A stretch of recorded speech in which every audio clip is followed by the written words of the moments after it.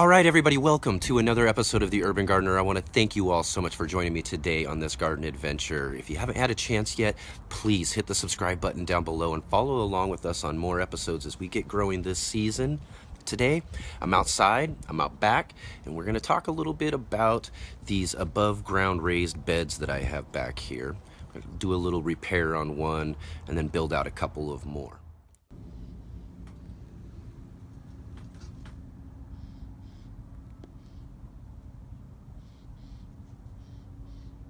So for many of us who don't necessarily have the in-ground space around our homes that we would like to grow some of the vegetables and things in our gardens, we do have some of these cemented patios. Here in the back patio here, I've got plenty of cemented area.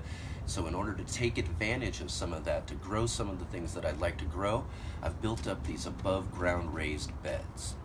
Okay, these raised beds are very simply constructed with just very inexpensive wood you can get at your hardware store. So these above ground raised beds are built to a size and depth and everything that can maximize the space that we have here in the back of our patio. I've got this one here, which is kind of about a 2 foot by 4 foot, and another one that's a 2 foot by 2 foot square version. They're both about at a depth of about 8 inches or so. And I'll bring you down here real quick and I'll show you kind of how they're constructed a little bit. There.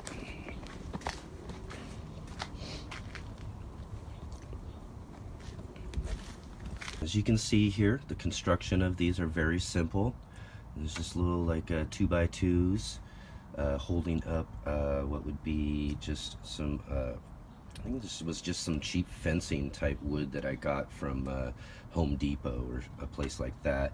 I built this about 3 to 4 years ago, and it's been holding up through the weather and everything. It's doing fine. The only thing we've had to do so far is replace this bottom to it. We replaced the bottom because the one that I had before was a different type of wood, and it really just kind of fell apart here. And then what we do is we get down and we drill some holes in along all around the bottom there. And then what I'll do is I'll take this weed barrier here and I'll line that up around inside of here in order to help contain a lot of our soil that we'll be putting inside of it.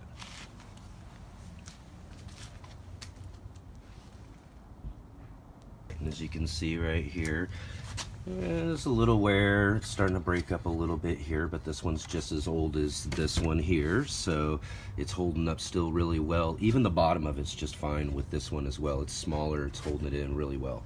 You can see we got some new growth of some young greens growing in here. Should be really maturing up here within the next couple of weeks. One of our other ones got some nice radishes growing up here. Be harvesting those up here in just a couple of weeks. As we all know, radishes grow real fast. Next to them we should have some carrots popping up here just any time. Here in this one here I have some onions that I left in here from last year. They didn't grow very big that much, so in the long run what we'll probably end up getting is seed stalks off of these. And as you can tell right in there as well, we got some radishes in there that are already starting to produce flower stalks. And we'll take those flower stalks and harvest seeds out of them later on in the season. As well as this overwintered kale that we got here, it's producing nice flower pods that'll develop into seed pods here real soon. There's plenty of bees flying around this right now, pollinating all of those flowers. So we should have some really good dinosaur kale seed for later on as we're saving our seeds out of the garden. And below here real quick, we have some self-seeded cilantro. We allowed our cilantro last season to flower out, develop seeds, and it dropped it into this pot. And that cilantro came up all on its own this year. And the color in our garden overwintering this year was our Swiss chard. As you can see, it's going to flower right now and should be producing some seed that we can harvest up as well later this season.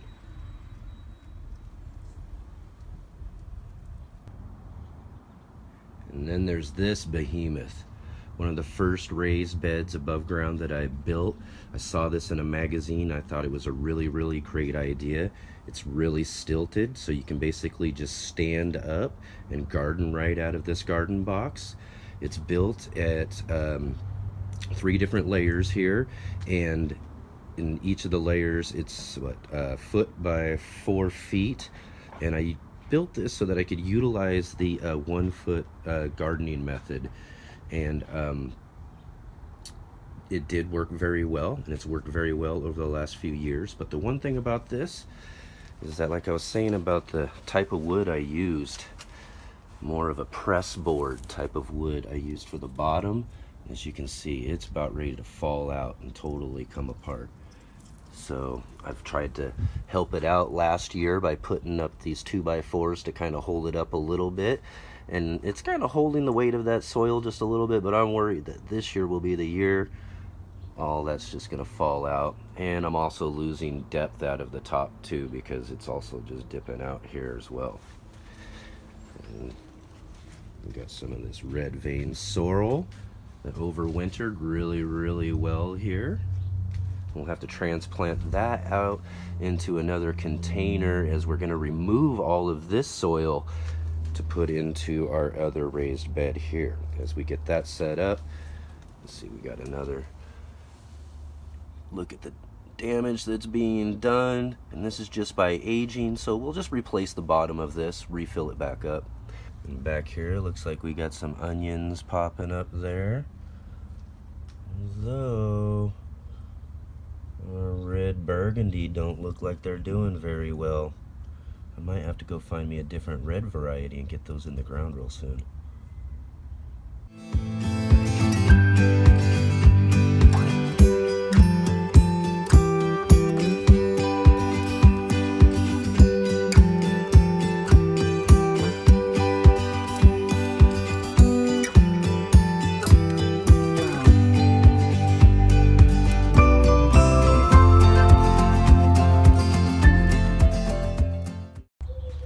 In certain parts of the country, like I live here in Southern Oregon, you gotta be careful of these guys, or girls. This here's your black widow, and they like to hide in some really peculiar places.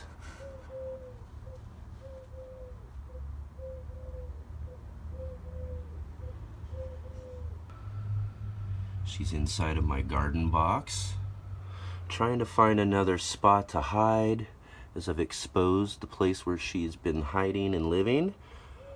I probably messed up her nest. Now, black widows are a very, very poisonous spider, but misconception about them is that they're just as afraid of you as you are of them. And they're not going to bite you unless they're really, really cornered and feel like they're really in trouble. Now, like this one right here, if I was to put my fingers right up there, I'm sure I'd get a bite. But that bite is going to be very, very painful. I'm going to want to go and get some relief at the hospital. But the danger of dying from a black widow spider is one of their biggest misconceptions. I don't think a person's died of a black widow spider bite. I think in about 10 years is what I read, and that person was an elderly person who was pretty sick already. Others who are susceptible to a more dangerous bite would be young children, infants, and whatnot. Just be careful when you're putting your hands in some dark spaces. You don't want to corner one of these guys. That would hurt.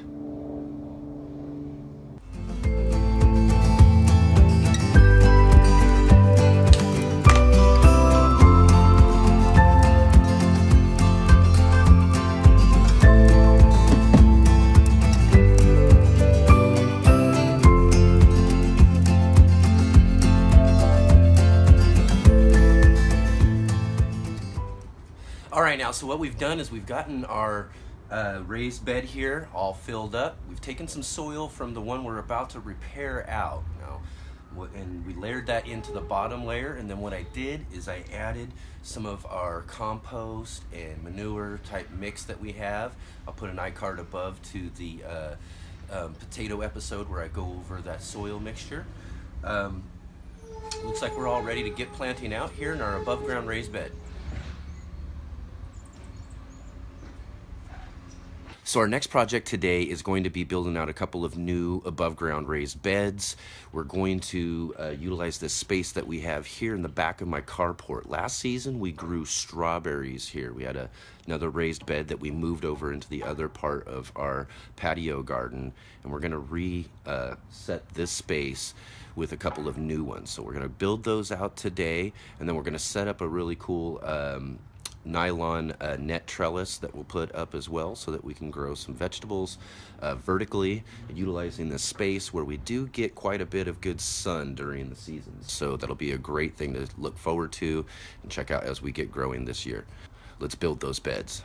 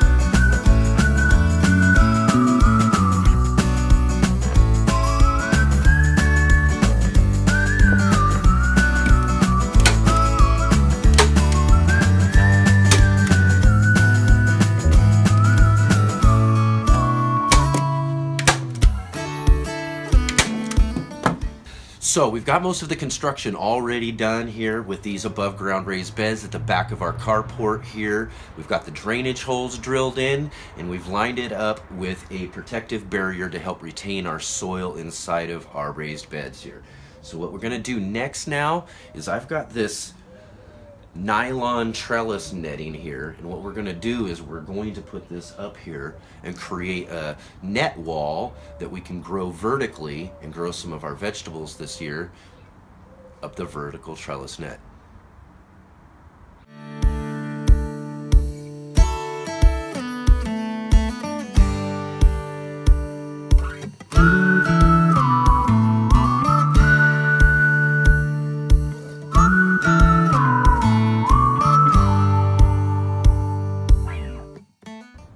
Our above ground raised beds are all constructed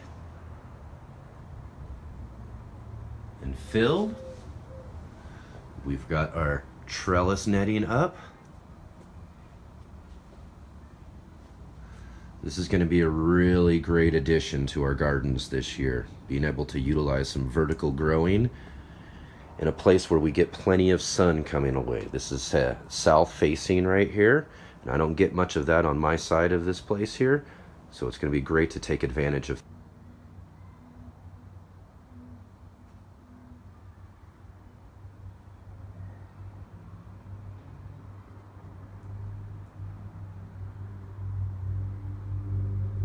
All right, so we got another great project done here in the urban gardens, and it's been really fun to get this done. I really like these above ground raised beds. I think it fits perfectly with this end of the carport, and like I said, it's going to really be able to utilize that south facing sun there, and we're going to be able to grow something right up and through these trellises.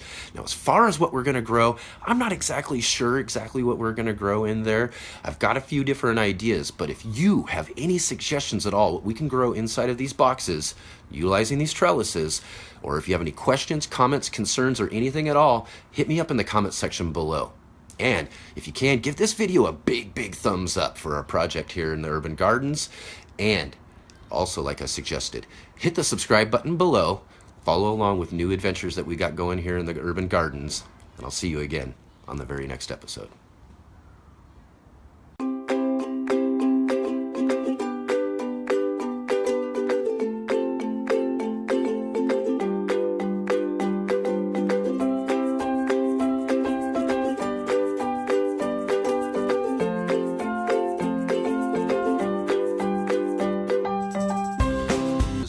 Simple, inexpensive wood you can get from your hardware store. And hey, it's Carl. What are you doing, buddy? How's it going, man? Yeah? Come here, dude. Come here, Carl. Carl, come here. Come here, bud.